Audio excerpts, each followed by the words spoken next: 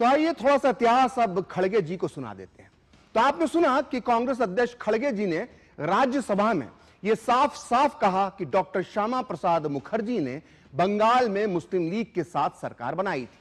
आइए अब हम इस दावे का पूरा सच बताते हैं, वो भी तथ्यों, तर्कों और सबूतों के साथ। तो माननीय खड़गे जी, आपको यह पूरा सच पता होना चाहिए कि डॉक्टर मुखर्जी ने कभी मुस्लिम लीग के साथ सरकार नहीं बनाई थी, और इस सच को समझने में किसी को दिक्कत ना हो इसलिए हमने इसके लिए एक ग्राफिक्स बनाया है जिससे सारी बात आसानी से समझ में आए, जिसे देखने के बाद दूध का दूध और पानी का पानी हो जाएगा। दरअसल डॉक्टर मुखर्जी 1941 में हिंदू महासभा के नेता थे। इसी साल डॉक्टर मुखर्जी ने बंगाल प्रांत में कृषक प्रजा पार्टी के साथ गठबंधन की सरकार बनाई। कृषक प्रजा पार्टी किसानों और मजदूरों की पार्टी थी और उनके हितों की वो बात करती थी।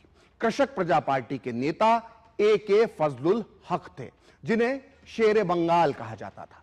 दरअसल 1941 में कृषक प्रजा पार्टी और मुस्लिम लीग का गठबंधन टूट गया था और उस दौर में जिन्ना और फजलुल हक के बीच राजनीतिक दुश्मनी अपने उफान पर थी। और ऐसे राजनीतिक माहौल में 12 दिसंबर 1941 को हिंदू महासभा के समर्थन से कृषक प्रजा पार्टी के फजलुल हक बंगाल के मुख्यमंत्री बने। समझने वाली बात यह है कि एक तरह से कहा जा सकता है कि डॉक्टर मुखर्जी की सूझबूझ से जिन्ना की मुस्लिम लीग सत्ता से बाहर हो गई और बंगाल के हिंदुओं को इससे राहत मिली। फजलुल हक के मंत्रिमंडल में डॉक्टर श्यामा प्रसाद मुखर्जी वित्त मंत्री बनाए गए। इतना ही नहीं, अब आगे पूरा सच और सुनिए।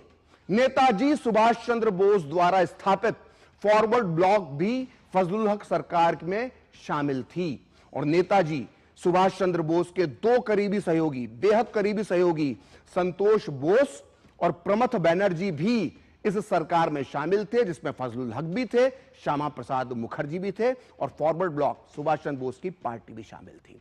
तो दरअसल यहां यह बताना भी जरूरी है कि कृषक प्रजा पार्टी के नेता फजलुल हक पाकिस्तान बनने के बाद भी जिन्ना और मुस्लिम लीग के कट्टर विरोधी, हमेशा राजनीतिक दुश्मन बने रहे।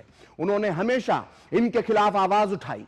फजलुल हक ने हमेशा बंगला भाषा का समर्थन किया और पाकिस्तान में पढ़ाई जाने वाली उर्दू का विरोध किया। उन्होंने पूरे जीवन भर पूर्वी पाकिस्तान यानी वर्तमान बांग्लादेश को आजादी देने की वकालत की। उन्होंने हमेशा पाकिस्तान के पंजाबी नेतृत्व और प्रभुत्व को स्वीकार करने से इनकार कर दिया और उसका विरोध किया। 1954 में उन्होंने मुस्लिम लीग के खिलाफ पाकिस्तान में यूनाइटेड फ्रंट खड़ा किया और पूर्वी पाकिस्तान के पहले चुने हुए गवर्नर बने। फजलुल हक के दिखाए रास्ते पर ही चलकर बंगबंधु शेख मुजीबुर रहमान ने पाकिस्तान से बगावत की और बांग्लादेश एक नया मुल्क बन पाया। फजलुल हक आज भी बांग्लादेश के नायक हैं और शेरे बंगाल उन्हें कहा जाता है। सोचिए, कांग्रेस के अध्यक्ष खड़गे जी ने फजलुल हक को मुस्लिम लीग का नेता बना दिया और श्यामा प्रसाद मुखर्जी का नाम भी मुस्लिम लीग से जोड़ दिया। दरअसल खड़गे जी, आपने जो जानकारी आज राज्यसभा में दी है ना, उसे आम बोलचाल की भाषा में आजकल व्हाट्सएप यूनिवर्सिटी द्वारा प्रदान की गई जानकारी कहा जाता है।